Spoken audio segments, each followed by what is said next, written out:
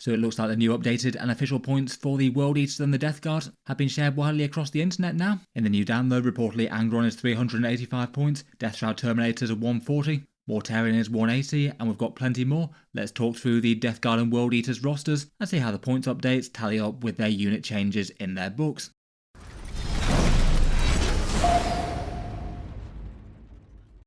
Hello and welcome back to Auspex Tactics, where it's certainly been a busy week for Death Guard and World Eaters. Loads of big changes in their codex between lots of datasheet changes and detachment rules, though so far we haven't really known the points cost for the units, which has made it very hard to put things in perspective. But as often seems to be the case with codex releases, it now looks like Games Workshop has made those points costs known essentially by sharing them via their sanctioned content creators. I feel like their codex update point system is definitely better than it used to be. Nice to have digital points coming out for each book rather than the printed ones, which always seem to be out of date and often problematically imbalanced in the past. And it certainly feels like a triumph of 10th edition versus the sort of horrendously unbalanced things that they had going on in 9th. It does mean there's always a bit of confusion as to which points are the legitimate ones when the codexes come out. We have the previous points in the Minotaur and Field Manual, then the printed codex points, which generally don't have any official relevance, but obviously they get widely shared around and talked about, given that they're the points cost for units in the book, and often do give hints as to which way units might be going in terms of increases or decreases. And then shortly after the books go up for pre-order, Games Workshop uploads a digital document to Warhammer community and updates the Minotaur and Field Manual to basically showcase the new points. I feel like it would probably be kind of helpful if they did that at the same time as the books went up for pre-order. I think that would cut down a lot of confusion. But as it is, weirdly at the moment, it seems that the first place that we learn about these new points costs is reviews from Games Workshop's content creators that they ship out the codexes to and also give them downloads of this new document. When their reviews go live, people on the internet basically just collate all the points costs, put them in big lists and share them around the internet so people know the actual points costs. It seems like most of them like to share some of the points but not all of the points. I don't know if that's Games Workshop giving them conditions as to what they can share and not, but basically between a whole bunch of different reviews and things, it does look like we basically get the full picture. This video is very much a reaction to those shared points, more so than any one creator's video or articles. I don't 100% know where each one of the points things came from, but big credits to the people who first shared them and then the people who compiled them. It's good to get some final points costs known this early when people are trying to piece their codexes together. In any case though, let's talk through the units and their new points costs and how that reflects their new abilities and what might be looking good or bad. Let's start with a few of the more focal and important choices for their codexes, then go through the rest of the Death Guard, then the rest of the World Eaters. As a quick aside, if you were looking to add in new models to your army in light of the new codex changes, feel free to check out the links in the video description for some cheaper sites versus Games Workshop. All these affiliate discount retailers around the world help to support Auspex Tactics if you buy anything through them. First up, for the points cost for the new models, they seem fairly similar to how they were printed in the codex. The Lord of Poxes for the Death Guard, with his big hitting melee and preventing his unit being shot at 18 inches, is 75 points still. That feels like good enough value for the points cost really. He hits quite hard and the debuff rule is a nice one. He also pushes out the contagion range a bit further as well, which is relevant for a bunch of detachments. Feels like he's playable with that, but definitely has some very solid competition from some cheaper support characters. The Slaughterbound for the World Eaters is 85 points, so minus 5 points compared with what was printed. He seems okay to me, though feels a bit all or nothing. His melee profile has 6 attacks at strength 8, AP 2 and damage 2, plus any blessing bluffs that you have going, and that single turn of a big 9 attacks with devastating wounds. Aside from bearing enhancements, his big rule is to revive an 8 bound from death, and for 85 points if you can have him on the board, and then basically reviving a 50 point model. If he gets to trigger that rule even once, then he's basically done its job. Between that revived model and his own very punchy and tough stats, that's easily enough value. It's just more the question as to whether or not your opponent allows you to use it. A lot of the time they might just charge into something, absolutely wreck it, and then get absolutely focused down by the rest of the enemy. Still overall seems like a points cost that you wouldn't feel bad about putting him on the table though to me. Otherwise, the Demon Primarchs have both created a bit of a stir for different reasons. Mortarion got far more powerful. He's gone up to 380 points. I did suspect he'd be going up quite a bit. He's 20 points less than printed in the codex though. He swapped out his special rules for some cool stuff. He's got a big buff to his melee damage, so it's just ridiculously better than he was against things like standard Space Marines. That Aura of Death and Mortal Wounds is extra big value as well. And he's got multiple good reactive moves to throw at the enemy in their turn. Overall, I think 380 points is absolutely fine for him. He's still incredibly durable. Angron, on the other hand, dropped down from 435 to 385, so a 50 point cut there for the Demon Primarch of the World Eaters. Though if anything I feel like he's probably decreased in value by more than that. He has had a bunch of massive nerfs between the different things. His melee damage is still fine, took some stat line hits but gained devastating wounds. Probably the bigger things are the reduced speed due to the blessing speed buffs going away. His revive rule is definitely worse in a few different ways, including coming back at 8 wounds and consuming other blessing options. I'd say that his buffing rules are less useful than the direct reroll hit rolls, even if they do have some value. He was kind of auto-include for the majority of World Eaters lists, which maybe wasn't the best place to be in him. He definitely doesn't look like he's that anymore. At first impressions, I still think he might be a bit weak for the cost now. I think I would have preferred a bigger points cut on that. Will be interesting to see if he still makes the cut for World Eaters players though. My first guess is that he probably needs to drop down a bit further. Then for some of the units that people were really focusing on were the foot troops of the legions. Plague Marines seem like they've got a 10-point premium per 5 of them. There were 90 points before and now they're 100. But overall that still feels like an improvement. They went up to toughness 6, so are solidly tougher to kill per model. And perhaps more importantly, they actually got a good datasheet rule, handing out contagions of Nurgle to things at longer ranges with their bolters. So with multiple small squads of Plague Marines on the go, you could have a lot of the enemy army debuffed, the things up close within your normal contagion range, and the things further away hit by a Plague Marine squad. For the World Eaters though, it looks like Khorne Berzerkers are unchanged, besides the fact that they're in 10s or 20s now, so 180 or 360 points. And to be honest, I was kind of expecting that really. I'm sure it probably won't make people too happy. They've lost a bit of direct melee damage, dropping down to strength 4, though gained a much bigger blood surge move, and it sort of weirdly dominates their datasheet as their big thing now. They look really problematic to deal with for shooting armies, but don't hit things quite as hard as you might want to. Incidentally, Khan the Betrayer seems really good though. I feel like him with a unit of 10 and a Rhino feels hard to go too far wrong with. He makes them more dangerous and contributes a bunch of punchy damage 3 attacks to the mix, which feels like exactly what they need. Before we move on, I'll just give a quick shout out to today's video sponsor in Weyland Yutani terrain. They're one option for getting a whole board worth of 40k terrain on the table, and their focus is on competitive style terrain, the official suppliers of the WTC. There'll be links down in the video description, and if you pick up anything, there's a code Auspex5 for 5% off. Their take on tabletop terrain is mostly a bunch of ruins made of some sturdy plastic card printed with various designs. There's a bunch of different ones that you can choose from. The emphasis maybe being a bit more on line of sight blocking, clear footprints for the terrain, and they're also fairly easy to assemble and disassemble, making them fairly popular with tournaments, and you can store them flat. For their terrain packs, they've got this WTC Warmaster GT pack. That's quite a good example of their things, with 4 big ruins, 6 medium ones, and a bunch of armoured containers. Far cheaper than a Board of Games Workshop terrain, of course, though most third-party suppliers are. They've also got the official WTC Pariah Nexus terrain pack as well. More bigger ruins and some Girder Forest there. And if you just want to add some good line of sight blocking to an otherwise more normal 40k board, they also sell some packs of really big ruins, which could be helpful for some. In any case, thanks to them for sponsoring this one. Feel free to check them out, linked in the video description, and use that code AUSPEX5 for 5% off if you buy something.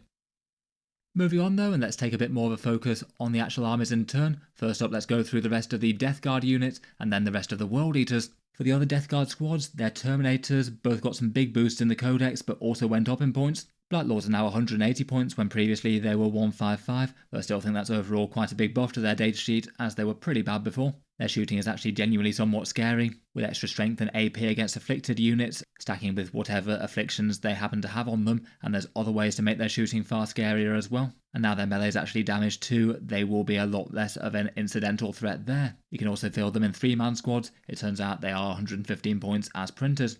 The Death Shroud Terminators are 140 points per 3 of them now, rather than 110, so quite a big points increase. Their stat lines are still very scary though, and despite losing -1 to wound, they're still durable with 4 wounds apiece. Their big boost was the ability to get them into combat really easily from Deep Strike. They can 6-inch Deep Strike against anything that's afflicted, so if you can push out some contagion ranges, you can almost guarantee them getting into a scary target. That is a serious threat for such a tanky and dangerous unit. I'm sure they'll still see play even at 140. Worth noting that both the Terminator units appear to have a slightly costlier price for the big squad versus the small. 6 Death Shroud is 300 versus 140. To be honest, I could see people just running them in 3s at that cost. That's still a whole heap of threats, and you don't need to use individual stratagems on them. And you could still have 2 units deep striking side by side at the 6-inch deep strike thing.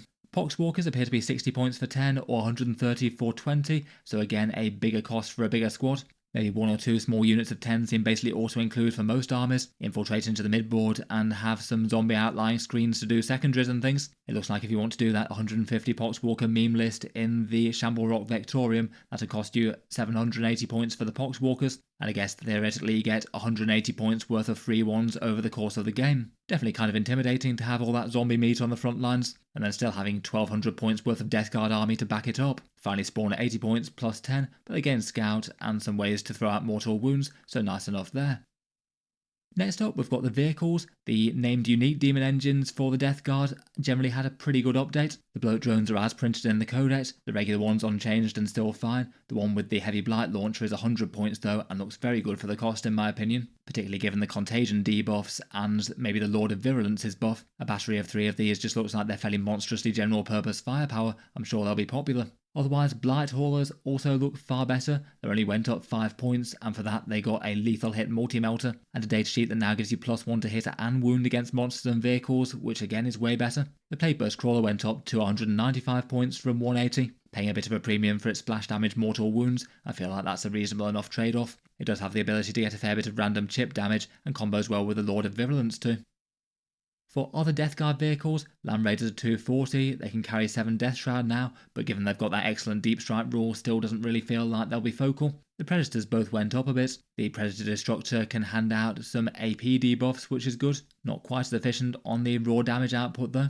Rhinos are 85 points, though they got their better datasheet rule buffing Plague Marine shooting. It seems that the Defiler might have dropped all the way down to 165 points if these points lists are right. If so, then that's looking seriously better at the points cost with the Contagion debuffs. They did feel like they were rather overcosted before, but that is a very big drop. And the Hellbrute also looks like it got a good points decrease as well, down to 115. I still say it's probably not going to be a particularly interesting one for that, but certainly far better if you want to run them.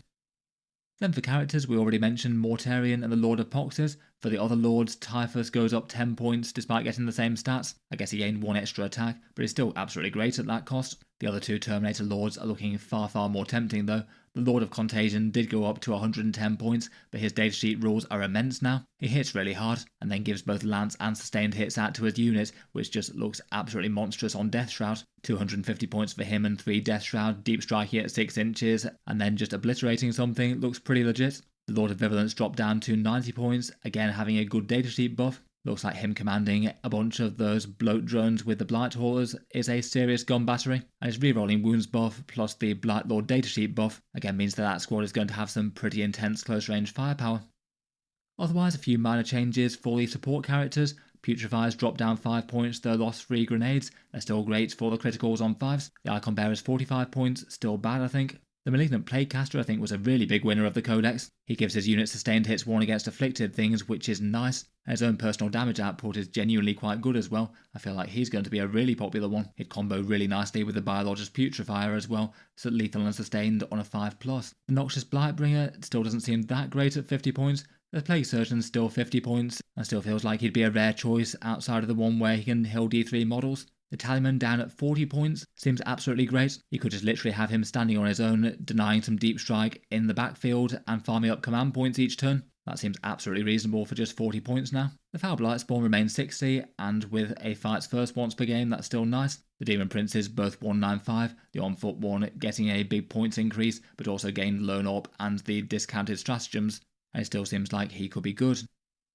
Finally, the Demons didn't really change too much. They're broadly just the same as the Demons Index. They're printed at a bunch of different points cost in the codex, but they're the same as in the updated balanced data slate now. Looks like the only small change was that Plague Drones are just a tiny bit more expensive for no good reason. I suspect they'd probably be the last unit out of these ones that you'd want to take anyway. Actually, late edition looks like the Beasts of Nurgle also went up 5 points too. They still seem good value for a chunky, annoying unit to deal with Scout, and both them and Nurglings could be fairly cheap placeholders to work in tandem with the Death Guard nearby. Overall, broadly speaking, feels like the Death Guard have done pretty well with these points changes. Lots of stuff looks interesting. A fair few things did go up, but usually feels like their boosted rules are probably going to still help them out with that. Otherwise, moving on to World Eaters, we talked about Berzerkers earlier. 8-bound looked like they were 150 points per 3 for the standard version and 160 for the Exalted, both having actually increased points there, which seems a bit surprising to me to be honest. They both have some different rules, and they're both really quite scary damage output, both having strength 8 and damage 2, and then rules to help them out against lighter infantry or against tanks and monsters. I just can't help but think it's not going to compensate for losing the Blessings of the Blood God speed boosts, which could have them zooming across the board and delivering them to melee super easily. Just without those advance and charge and extra movement buffs, the units feel like they've got overall less value than they did before, so increases in points cost don't feel great there. Maybe kind of similar for the Terminator squad, they've just gone up by 5 points, so 185 points per 5. Jackals are 65 points per 10, though it looks like the big squad again is a little bit more expensive at 140. Again, I'm sure they'll be still very, very popular at 65 points for some fighty chaff with sticky objectives. They were very competitive before, and looks like they still will be. Goremongers at 85 points, still look very worthwhile to have some infiltrate presence in the midboard. And Spawn went up 10, but again they gained quite a lot. They've gained a bunch of extra attacks, the scout keyword, advance and charge, and 10-inch move, and that seems easily worth the trade-off. They could be hitting the enemy's front lines turn 1 and annoying things, or killing some space marines, and still a fairly nice sacrificial unit to go with jackals. It weirdly feels like some of the vehicle changes might be some of the most interesting and scary for the World Eaters, which probably isn't going to be the thing that most people wanted to get good. It is really cool that they're looking far more usable, though I just don't think that you'd want this to happen at the expense of running some of their more iconic units. In any case though, the World Eaters vehicles definitely get some fun ferocious firepower, only hitting on a 4+, but with a whole bunch of rapid fire rules added in, and the upshot is they basically do more damage at half range than they used to, but less damage at longer range. For things that drop down, the Hellbrutes reportedly 120 points from 130. This one is looking like a seriously interesting unit now. It got buffed to a 9-inch move and still basically has its repeated activation type thing, and if you get to charge in amongst the enemy, you could ping between different units, maybe killing one, consolidating into another, and then they attack you and then it attacks them again. I feel like 120 points for that potential enormous threat, that's great, even if it isn't really all that hard to kill if you do get the opportunity to gun it down at long range. The Forge Fiend also looks like an absolutely monstrous datasheet, 150 points, 4 rapid fire 1 ectoplasma cannons, and then 4 rerolls to hit within half range, so you basically got a fairly terrifying strength 10 damage 3 gun turret that's effectively more accurate than it was before, and also firing with an extra 50% more shots, which just seems absolutely brutal. Otherwise, Mauler Fiends went up to 150, but they gained a lot more threat. They've got 8 attacks in melee, and a slightly boosted special rule. The Defiler dropped down despite also getting big buffs as well, 180, and they shoot at reserve style special rule. That last bit feels niche, but again they shoot harder and fight harder. The Predators both went up to 145 points. The Annihilator also looks like punchy anti-tank at close range, but maybe not quite as standout as the Forge Fiend in my opinion. Rhino's up to 85, with an interesting dropping sort of special rule. They're still fine for that, though they're maybe a little bit less standout good. Still seem like the best way to get Berzerkers to combat though. Helldrakes are 200 and still bad. Land Raiders are one that I've not seen quite so widely shared on the points list. I don't know if they were just less reported by the channel sharing them. I saw one that said they were 240, and if they remain that much, then that seems rather nice for them. They have got a bunch more ferocious las cannon fire. They're still maybe lacking for units that really want to pay the big premium for a Land Raider in this one though. Finally, the core Lord of Skulls seems to be listed at 505, so a big points increase from 450. Again, that one did get some serious shooting buffs though, lots of rapid fire things going on, plus slightly punchier melee. And also, maybe more importantly, getting a 12-inch move and the ability to smash straight through terrain pieces. It's going to be very hard to keep this thing out of close combat if it wants to be now. And also a bit harder to screen and move block than it was. Feels like that one's probably been side graded when taking into account for the points rather than a direct upgrade. I think it's worth giving Khan the Betrayer a special mention, as I think he is looking rather great down at 85 points. Previously he was 100 and sort of borderline usable for that. I think he's standout good now. He still gives Berzerkers reroll hits and wounds of 1, which is a good damage buff, and that applies to his attacks as well. And his attacks are fearsome with strength 7 and damage 3 now. And also swapped out his fights on death rule for a revive on death 1, which is just some added great value. He feels kind of like he's in the same sort of position as Typhus was for the Death Guard. He looks like he's good value in basically any form, and at that points cost I feel like you could justify field hitting him just completely solo due to the revive on death rule. You can't shoot him down in one turn, and that could give him some interesting utility between that and his sheer amount of rage field attacks. Probably still best leading Berzerkers and making them actually dangerous though. Otherwise, for the other characters, I wasn't really too impressed by their datasheets. Besides the Demon Princes, they broadly got a lot more boring. At least the Master of Execution seems to have had an enormous points drop with that though, dropping all the way down to 60 points. He no longer allows fights first, so now is more added melee muscle and anti-character type things, and it lets you reroll blood surges. Seems fine to make a core Berserker unit go from sort of okay against tough stuff to a fair bit more threat against them. The Juggernaut Lord seems to increase slightly from 80 points to 90. Could be a bearer of enhancements, though it still doesn't feel too standout for that cost. And Lord Invocators is 110 points down from 140, dropping a bunch of points as he no longer allows units to scout, though he can deep strike alongside 8-bound or Khorne Berserkers. Which does sound fun, but maybe it isn't necessarily a particularly powerful idea versus just deep striking some exalted 8-bound if you want that kind of threat. Finally, we've got the Demon Princes, the regular one on foot 200 points and the winged one at 180. The foot one definitely feels like he's got the cooler rules with the lone operative and the discounted stratagems. That's still quite a big premium for his abilities though in my opinion. I guess maybe it could be okay to provide the buffs in Cult of Blood. Finally, we've got the Demons, and it looks like Bloodthirsters and Scarbrand are 305 points just like the index. The same for Fleshhounds at 75 and Blood Crushers for 110. Fleshhounds seem nice for jumping on and off the board. Both the big guys are nice damage dealers in their own way. I've seen it shares that Bloodletters are 90 points, which is a big drop down from 110. I guess they don't get OC2 in this one, but otherwise they're still alright. Feels like they could be a very tempting choice if that does turn out to be correct, particularly with that rather fun stratagem to allow them to just appear unbidden near something that died and then potentially get a really easy charge the next turn. Overall, some interesting changes there. Definitely helps to put the datasheet changes in perspective. After the points changes are revealed, it certainly feels like some units are better than I thought they might have been, and obviously a bit worse for certain other ones. The Lord of Virulence feels like he's a good winner. The Death Guard Defiler, if he's really down to 165, also seems really good. Both the Gunbloat Drone and the Blight Haulers being the same sort of cost as to what they were printed both seem fairly standout. Mortarion still looking nice despite the points increase, that doesn't feel like it's too much. Out of the support characters, the Tallyman Plaguecaster and Biologist Putrefier all seem like really good characters still, so to have all of them get very slightly cheaper feels like another big win. For the World Eaters, definitely feels like more of a mixed bag. Initially, I feel like things like Khorne Berzerkers and 8-Bound could probably have done with being at least a little bit lower to be standout. As mentioned, I quite like Khan the Betrayer's changes down to 85, and the Master of Executions still seems usable now he drops down to 60, even if he's got a completely different role. Otherwise, maybe feels weird to say that some of the tanks and gun things look like some of the better winners here, particularly the Forge Fiend with that massive datasheet rule and rerolls. The Hellbrute at 120 points also seems potentially incredibly murderous. Very all or nothing depending on whether he actually makes melee and gets in amongst the enemy or not, but at 120 points the opponent's definitely got to worry about the possibility, and it's not the end of the world if he does get shot down. At first impressions feels like Death Guard were bigger winners than the World Eaters, at least when putting points and datasheets together. It will be interesting to see what list people come up with for both of them. Maybe there's things that are more powerful than they look on paper, and at least a fair few of the Death Guard units did go up in points to compensate for their good rules, which means that plenty of units didn't necessarily get better, more sort of side graded. In any case, let me know your thoughts down in the comments below. Which units won or lost the most do you think? Look forward to hearing all your takes, and feel free to let me know any corrections that I might have missed. If you do happen to be picking up any Warhammer in the near future, check out the channel affiliate retailers if you want to support Auspex tactics down and below. I'll be interested if the new codexes have inspired you to add any units to the armies.